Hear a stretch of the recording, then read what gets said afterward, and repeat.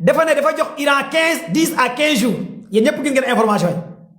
xam nga Trump dafa joxe ultimatum tey Donald Trump États-Unis dugg naa États-Unis transition laay def daw naa dugg États-Unis maa ngi ñëwaat ci Iran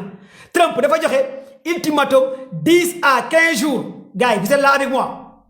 maa ngi ci États-Unis de information yi bàyyi ko ci Amérique laa leen di jox Trump dafa jox waa Iran 10 à 15 jours de négociation bu nekkee waa Iran d'accord Trump day jàll à la vitesse supérieure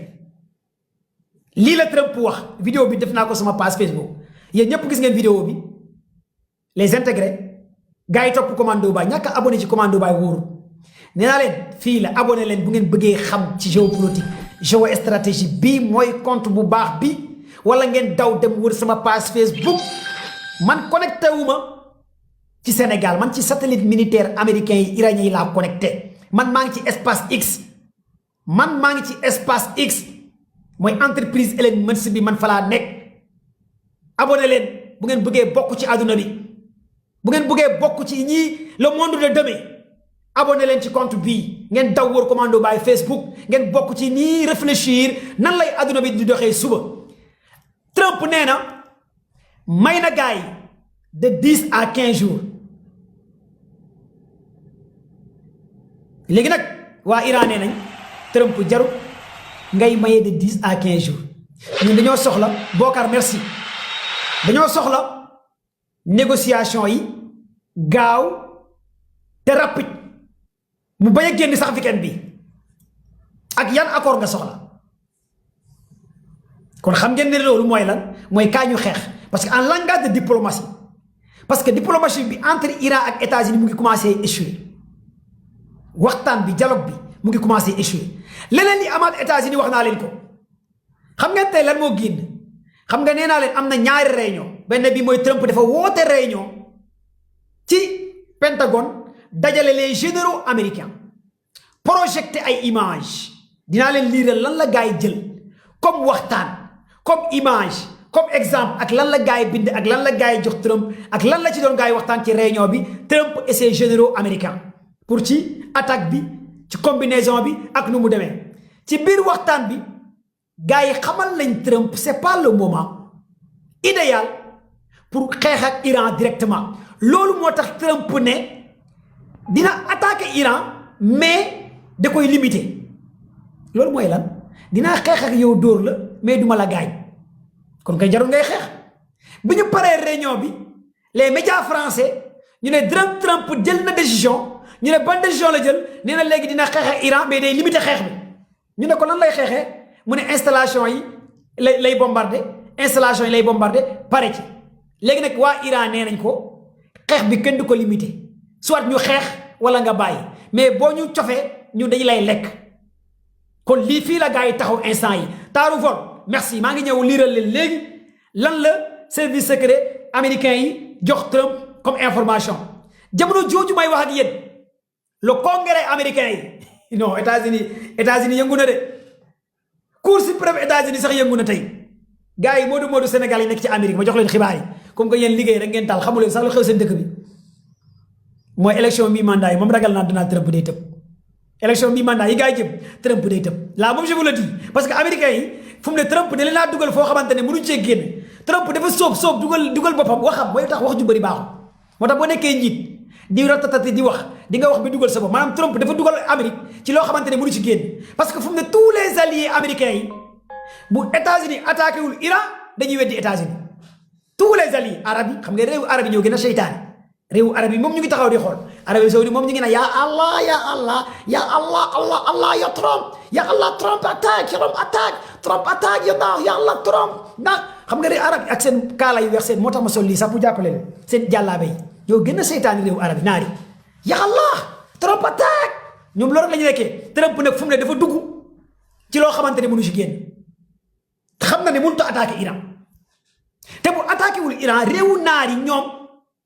paaka ñaari boor lañ faruñ fenn naar yi moom faruñ fenn bu attaqué wul Iran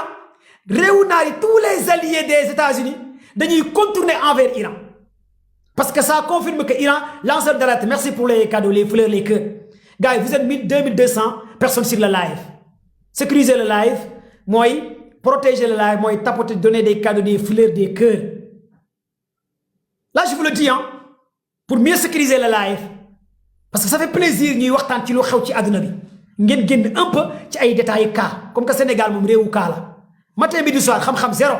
au lieu que ñu wax ci xam-xam ay réewu Serigne Touba Baye Niass El Hadji Malick Sy Limamou Laye waaye booy déglu réseaux sociaux yi médias yi ñoom nekkuñ ci lu Baye Niass nekkoon nekkuñ ci Serigne Touba nekkoon nekkuñ ci lu Limamou Laye nekkoon ñu ngi ci ay cas seen bànneexu bakkan laal na ko laalu ko góor jigéen la sàcc na sàccut xam naa ko nangam ku bon la yées la Sonko baaxul ku bon la Diomaye nangam dàq na ko dàq ko xam-xam zéro Sénégal zéro ku nekk yaa ngi xool koo saaga ndey ak koo yàq ak koo tuumal ak koo sosal ak koo fenal lu gouvernement bi liggéey nga ne baaxul parce que jëruñ la lii mooy Sénégal boo ànd ak ñële saaga ndey ñële boo àndut ak ñële saaga ndey ñële boo ànd ak ñii ñoo baax boo àndut ak ñii xam-xam soxla wuñ ko kaa rek matin midi soir ñu ci ay cas détail yàlla nañ ci yàlla musal yàlla nañ yàlla musal suñuy doom ci genre xeetu xam-xam yu mel noonu yàlla yëkkati ñu baax léegi fii lu ngeen war a comprendre fii ak li ngeen war a xam d'abord mooy Donald Trump bi mu waxtaanee ak les généraux gars yi dañoo ne ko dañu koo xamal carrément mënoo attaquer Iran guerre totale mënta nekk guerre bi mënta passé 12 jours mënul nekk américains yi xamal nañ carrément Trump guerre ak Iran mënta nekk 1 mois mënta nekk 2 mois léegi nag Trump nee na dafa bëgg a def benn guerre limite waa Iran ne ko guerre bi kenn du ko limité jamono jooju may wax ak yéen waa Israël benn te yow mu ngi mer ba tollu fi benn te yow nee na Donald Trump gaawal média Israël bi tudd Ers nee na benn te yow nee na Trump dafa lu gaaw ceeb bu seddee yàpp xar bu seddee day soof dafa lu gaaw nga attaqué bu ko woowee téléphone du ko jot mel ni waa CEDEAO bu Ousmane Sonko demee ca Union africaine dégg naa waa CEDEAO Diomaye jotuñ ko téléphone pour Macky Sall nekk secrétaire général ONU ñu ne Diomaye est injoignable président Bassirou Diomaye Diakhar Faye mais jamono ji Trump benn Netanyahu da koy woo ba sonn téléphone bi ci sonné waaye where's Ben Netanyahu talk I'm not here xam nga Trump dafa dugal boppam I'm not here Ben Netanyahu da koy woo ba sonn naan ko bombardel Trump bombardel Iran Trump fu mu ne dafa jaaxle bu ñu demee ba Arachki le ministère des affaires étrangères bu Iran mooy taxaw naan Trump waxoo dëgg kon ngeen xam ne l'heure est grave bu ñuy dem ba Arachki naan ko lu ñu wax ak yow waxoo ko li ngay wax ci suuf ak li ngay wax ci kaw du dëgg le ministère des affaires étrangères bu Iran Arachki nee na Trump lépp lu mu wax dara du ci dëgg maanaam xaju balcon gars yi waa Iran nee nañ président États-Unis xaju balcon la maanaam du wax li am léegi nag congrès américain yi nee nañ tey l'heure est grave congrès américain yi lan la ñuy wax gars est-ce que vous êtes là avec moi waa congrès États-Unis bi nee nañ Donald Trump non États-Unis neex na nag guerre bi du yow du sa guerre bi du sa guerre États-Unis nee nañ congrès bi en grosso modo ma résumé leen pour yéen ngeen comprendre ñu ne ko guerre bi du sa guerre du yow yaay dugal États-Unis ci guerre sans suñu avis kon mënoo jël décision guerre ak Iran sans congrès bi validé ko léegi nag congrès États-Unis ñoom nee nañ d'accorduñ pour dem guerre avec Iran congrès bi nag su ngeen ko xamee yéen xam ngeen congrès États-Unis dafa mel ni tey assemblée nationale Sénégal Diomaye bëgg a attaquer États-Unis wala France parce que Diomaye président Bassirou Diomaye Diakhar Faye bu ko Macron naree fontoo day bombarder France loolu xam naa ko ndax xam naa kan mooy Diomaye bés bu ko Macron naree fontoo dina éliminer France et assemblée nationale Sénégal taxaw ne carrément France kenn du ñun defuñ guerre loolu mooy xew ci Amérique loolu kese mooy xew ci Amérique waaw comme Macron bëgg ñëw fontoo Diomaye day raser France kenn du gisati France ci planète bi ñu koy éliminer parce que xam naa séeréer la ci amul caaxaan moo tax man damay ragal Macron merloo président Diomaye nu muy dàqee ay ñoom Kébé ay nangam noonu lay éliminer France parce que président Diomaye day dàqaate nu muy dàqee ay ñoom DG Kébé ay DG nangam di dàq day France mooy disparaître ci planète bi parce que dafa gaaw Diomaye du négocier xoolal nu mu dàqee DG Kébé DG Kébé ne ko non man doomu Ndiouga Kébé laa bu ne ko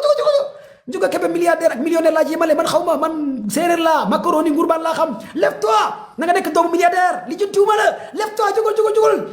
da koy jugloo ay doomu juga kebe milliardaire la Diomaye ne ko non a fañi fa wàccaaca ka gara ka ñam maalo ka ñam macaroni man séeréer la ceeb ak kii laa xam jógal ay doomu juga kebe Fatou Kebe Fallou Kebe ci yem jógal dàq ko kon loolu da leen di woon carrément dama leen bëgg a yee parce que am na ñu bëri koor gi moo leen jàpp foog ngeen yeewu koor gi moo leen jàpp xanaa Sonko taxaw ne ko bul éliminer France xanaa Sonko jàpp ci Sonko moom bu dal Sonko da ci jàpp xanaa Sonko ne ko Diomaye bu ko def bu Sonko waxul Diomaye day éliminer France waaw xanaa Sonko ne ko non bu ko def bu ci dugg léegi fii nag congrès américain yi congrès États-Unis américain congrès bi ñoom dañoo ne Trump doo dem guerre ak Iran tant que validé wuñ ko léegi nag xaar leen suba dimanche lundi lan mooy xew parce que waxoon naa leen fii pourquoi États-Unis bëgg attaquer fi kenn Iran kan moo koy tontu ci commentaire yi ma may la 1000 francs waxoon naa leen ko pourquoi États-Unis bëgg attaquer Iran ci week-end bi te waxoon naa leen attaque bi toujours week-end la ko gars yi bëgg a programmer ci commentaire yi ma xool les techniciens les experts ci commentaire yi s'il vous plaît ku ko trouver ku commentaire yi waxoon naa leen ko fii sama élèves yi les bourses très bien am na ko à cause des bourses très bien ça Wall Street Center économie bi day yéeg bourse yi très bien mon frère la bourse très bien merci la famille xoolal kii ne koor gi américains yi dañoo Trump dafa lijjanti ay weeru koor la ilaha illallah bourse ba la fermeture des marchés très bien à cause des bourses nga naan ay koor ya ilaha illallah à cause des bourses lii ngeen war a comprendre parce que Wall Street Center après day yéeg bourse bi day yéeg lundi dañuy xëy tak bu nekkee jour ouvrable lépp ay yéeg bourse yi day yéeg lii lay gars yi di daw yow vous avez très bien compris machallah j'aime bien mes followers man j'aime très bien mes followers parce que ay étudiants ñoo fi nekk ay élèves ñoo fi nekk ay mbakke ñoo fi nekk surtout Sëñ Tuuba ay surtout Baay Ñas ñoo fi nekk damay pare ay ñaseen ñoo may woo ay mbakke ñu Moustapha Mbakke Sëñ Xaadim Mbakke Jili Suhaybu Mbakke Mafari ñoom ñëpp dañu may woo téléphone surtout Baay Ñas yi surtout Haj Malik Si ça fait plaisir parce que ay mag ay oustaz yaa cheikh kon lii moo tax gars yi bëgg a attaquer Iran ci week-end léegi nag congrès américain yi validé wu congrès bi war validé wu laa dama lay wax pour ngeen xam congrès bi validé wu pour attaque bi am ci li nga xamante ne mooy week-end bi non après dinaa la jox dara ay loolu naxee la nax kese la dama lay bëggoon nax rek ay comme xale ñëwal ma yónni la ci boutique bi may la dara xam nga ne man su ma amee lu ma la wéef lu ma la ko jox yow tamit man dinaa nekk di leen wéef pour la ma leen di wéef yow tamit dama leen kii liggéey xaas dañ ko toog muy dox jeex na de ay toog muy dox boobu dafa jeex toog muy dox moo jeex ci réew mi nguuru Macky Sall la amoon de léegi liggéey rek nguuru Diomaye gi liggéey kese ay naan commando ba ay jox ma trouvé naa wéef ma foofu pare sama numéro ngi nii loolu jeex na de loolu liggéey waaye yow fii laa dama leen di wax léegi fii lan la congrès américain yi wax ji bi merci sama gars yi nag man ak yéen noonu la man ak sama gars yi noonu la des fois ngeen ree des fois ngeen bëgg des fois ngeen clash ma mais grawul baal naa leen ñi même ñiy saaga baal naa leen barke Cheikhu Tidiane barke Baye Niass mënumaa woor ba ngoon di wax leneen wala di nekk ci leneen jéggal naa ñëpp Sénégal jàmm la ñun ñoo far ñoo bokk ndey bokk baay sama doomu bàjjani opposition bi gars yëpp ñoo far les éléments APR sama gars yi ñoo far waa nationaliste yi ñoo far man ngeen di topp APR man ngeen di topp Pape Djibril Fall opposition bi man ngeen di topp bien vrai que ñun nag ku sell ki Ousmane Sonko la ñuy topp moom kese la Sonko président 2029 kese doomu point bu jeex 2029 Ousmane kese waaw léegi nag lan la congrès américain yi wax fii pour ngeen xam ko waaw ñu ne waa APR amu leen liveur bu am xam-xam de mel ni commando Baye amu leen ko de waa APR la nationaliste yi amu leen kenn du ko xam géopolitique ñi xam géopolitique ñun waa patriote yi la ñun waa patriote yi kese ñoo xam géopolitique di live di ci wax waa patriote yi ana ngeen seul patriote yi ñooy wax ci xam-xam APR nationaliste yi toog di seetaan di kii ana patriote yi jox leen ma cadeau cœur yi patriote yi kese ñoom xam-xam moo tax ñàkk a nekk patriote wóorul ana patriote yi ñëpp loxo yi ci kaw ma gis leen patriote yi wane leen seen bopp waaye loxo yi ci kaw ma seen leen lancez deret merci les patriotes vous êtes les meilleurs xam-xam bu sell ci yéen la je vous aime les patriotes le congrès américain prépare un vote pour limiter les pouvoirs de guerre de Trump contre l'Iran Cheikh Baye Mamadi merci congrès américain yi merci Pastef les patriotes cadeau yi kër yi fleurs yi partagé na live bi j'aime bien ana sama mbokk kulunaa yi partagé na live bi kulunaa yi ana ngeen Kulunaay tapote leen mu gaaw Kulunaay nationaliste tapote leen Kulunaay ala ngeen bindal leen ma Kulunaay Macky Sall bindal leen Macky Sall ci commentaire yi ma xool ana Kulunaay Macky Sall yi commentaire yi ci moom bindal leen ma Maroc bindal leen ma Kulunaay bindal leen ma Maroc ok le Congrès américain prépare un vote pour limiter les pouvoirs de guerre de Trump contre l'Iran.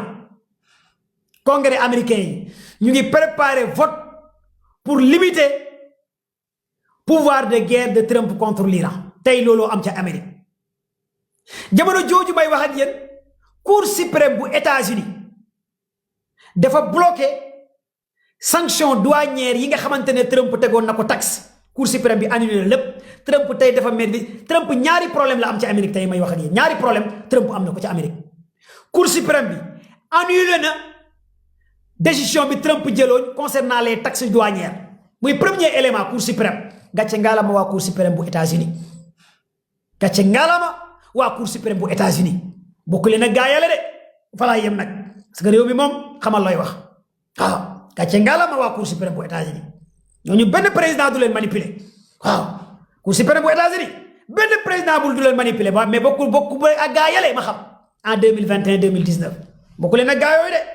de gàcce ngaalama waa Cour suprême bu États-Unis ñoom li faale wuñ président ñoom dañ koy teg ci yoon rek waaw kenn du leen manipuler léegi nag waa Cour suprême bu États-Unis ñoom nee nañ Trump taxe yi nga teg dañ koy teggi lépp la gars yi shut down annulé Trump nee na dina loi bi may na ko mu tegaat ay taxe à 10% te da koy def tey Trump loolu la wax mu ne loi bi may na ko gars yi tapoter et partager live dina tegaat ay taxe à 10% Cour suprême bi ne ko Trump du ci dal jamono jooju may wax ak yéen congrès bi le congrès américain prépare un vote pour limiter les pouvoirs de guerre de Trump contre l'Iran. Selon Reuters, les législateurs américains pourraient voter dès la semaine prochaine sur un projet visant à empêcher toute action militaire de Donald Trump contre l'Iran sans l'autorisation du Congrès. Selon la Constitution américaine, non, américains, j'aime bien les Américains. J'aime bien les Américains. Déglu leen fii du Congrès bi wax gars yi déglu leen du Congrès bi wax vous êtes là avec moi gars yi du ngeen partager live bi ñu àgg 500 partage j'aime tapoter la ñu àgg 500 j'aime gars yaa ngi sapoter live bi tapoter la ñu àgg 500 j'aime le Congrès. Les législateurs américains pourraient voter dès la semaine prochaine sur un projet de loi visant à empêcher toute action militaire de Trump contre l'Iran sans autorisation du Congrès. Congrès bi nee na dès la semaine prochaine dañuy voter benn proposition de loi benn projet de loi Congrès bi pour empêcher Donald Trump def guerre ak Iran Congrès bi nee na da koy bloqué kon guerre Iran Congrès bi du ànd ci Congrès bi nee na selon la constitution américaine c'est au Congrès qu'il revient de déclarer la guerre mais les présidents peuvent prendre des mesures militaires dans des cas limités de sécurité nationale président États-Unis mën nañ jël ay mesures limitées mais tant que Congrès bi àndu ci guerre du am deal la wala du deal xamuñ ci dara baara yëgoo la wala du baara yëgoo Congrès bi ak Trump xamuñ ci dara allahu axlan waaye daal Congrès bi ñoo wax nañ tey au Sénat américain le sénateur démocrate américain bi tudd Tim Kaine you know you speak English now Tim Kaine wax leen prononcé leen Tim Kaine wax leen répété leen ma xool répété leen ci comment Tim Kaine you speak English now you know time da ngay mel ni ku log wala booy wax Tim Kaine da ngay mel ni ku log benn genre kii quoi benn genre affaire ca gémmiñ gi quoi ba lakk anglais you know séeréer yi moom mënuñu lakk anglais pël yi moom mën nañu lakk séeréer tamit wax Tim Kaine xam nga séeréer yi seen baat yi dafa xaw a rëy macaroni bi laa kawe Tim Kaine moo tax séeréer bu dégg anglais rarement nga koy gis ay pël tukulóor nangam bu ñuy lakk anglais day neex parce que suñu accent quoi meew bi soow bi mais téeréer yi baat bi moo xaw a dégg Tim Kaine waaye ma ne ko du Tim Kaine kenn du wax Tim Kaine you know me you know come on you speak English now you know gars yi tapotee partage live s'il vous plaît na gaaw s'il vous plaît na gaaw gars yi mu gaaw s'il vous plaît tapez partagez mu gaaw s'il vous plaît maximum de partage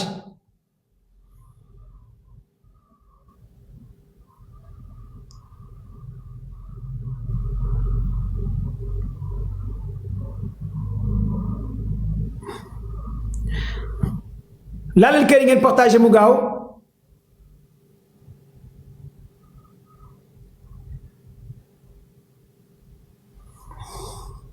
laalal kër yi ngeen partagé mu gaaw s'il vous plaît la famille na gaaw tapotee partagé léegi lan la ñu wax ñu ne au sénateur américain Tim Kaine et le sénateur républicain Rand Paul ont présenté une résolution qui conditionne toute action hostile contre l'Iran est une déclaration officielle de guerre par le Congrès. À la Chambre des représentants, le président Thomas Massie et la démocrate Ro Khanna prévoient également de lancer un vote similaire. Les États-Unis nee nañ ñoom sénateur américain nee nañ Congrès bi nee nañ ñoom en personne dañuy def benn projet de loi pour empêcher kii di Trump mu jàll ci li nga xamante ne mooy guerre. léegi nag rapport bi moom laa leen di liiral rapport réunion tey généraux yi ak Pentagone xam ngeen nag affaire bi wax yombul après ma doog a ñëw ci ma jël quelques éléments après ma bàyyi leen ngeen ñëw dugg ma jël quelques éléments ma bàyyi leen ma dem ndogu ji noddu nañ timis te boobu ba léegi ñun Sénégal man ndogoogu ma quoi comprendre nga noddu nañ sànq lañ nodd léegi nag boobu ba léegi maa ngi fi waaw léegi fii dama leen di wax que se passe-t-il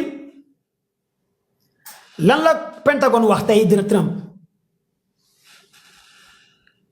lan la Pentagone wax tey Trump ci réunion bi pour ngeen comprendre cause Fatou dinaa la bloqué de nga ne Tim Kaine dinaa la bloqué de waaw yow séeréer nga que se passe-t-il si les États-Unis préparent un frappe contre l'Iran que les alliés traditionnels du Moyen-Orient s'y s'opposent waa Pentagone ñooy wax ak Trump ngeen déglu ma wax leen lan la gars yi wax tey Trump ci rapport bi damay leen di liiral rapport bi expliquer leen li xaw waaye commando baay foo nekk man maa ngi ci espace X satellite laa nekk nekkuma fii quoi moo tax waaw maa ngi dem ndogu jëni léegi quoi waaw. Que se passe-t-il si les États-Unis préparent à frapper l'Iran que les alliés traditionnels du Moyen-Orient s'y opposent? Si des pays clés comme le Qatar et l'Arabie Saoudite refusent l'autorisation d'une action militaire depuis le territoire à raison des contraintes politiques, les États-Unis doivent activer leur seconde stratégie. Bonne stratégie. Cela implique de contourner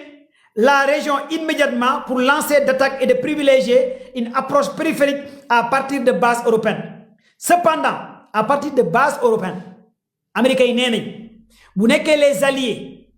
yi Pentagone loolu la ñuy wax tey Trump alliés yi dañoo bañ Arabie Saoudite Abu Dhabi Qatar kenn du utiliser espace États-Unis na jël réewu européen yi base am yu nekk ci réewu européen yi kon dañuy jàll ci benn troisième guerre mondiale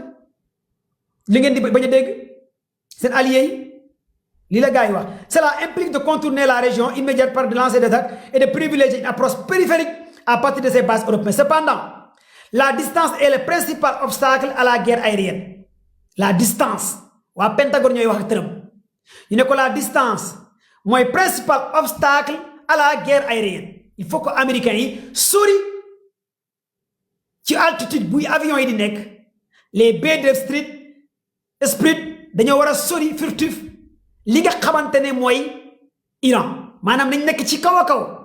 nga xam ne kenn du leen gis ci altitude pour ñu mën a sa dóor seen goro bomb yi ci biir Iran lii la États-Unis wax bu nekkee attaque nar naa am lii la gars yi wax ñu ne cela implique cependant la distance est le principal obstacle à la guerre aérienne ce qui bouleverse complètement la tonne tactique. Mais combien de bases les États-Unis possèdent-ils au Moyen-Orient? ngeen déglu d'emblée leur présence militaire est considérable. On compte environ 30 à 40 installations militaires disséminées à travers la région. À travers le Moyen-Orient, États-Unis ont 30 à 40 bases militaires. 30 à 40 bases militaires au Moyen-Orient. C'est ce que les Américains disent. Les Américains possèdent 30 à 40 bases militaires. Environ 30 000 à 40 000 soldats dans le Moyen-Orient. lii mooy rapport bi gars yi jox Trump tey léegi mu continuer lan la ko gars yi wax ni gars yi na rey attaqué Iran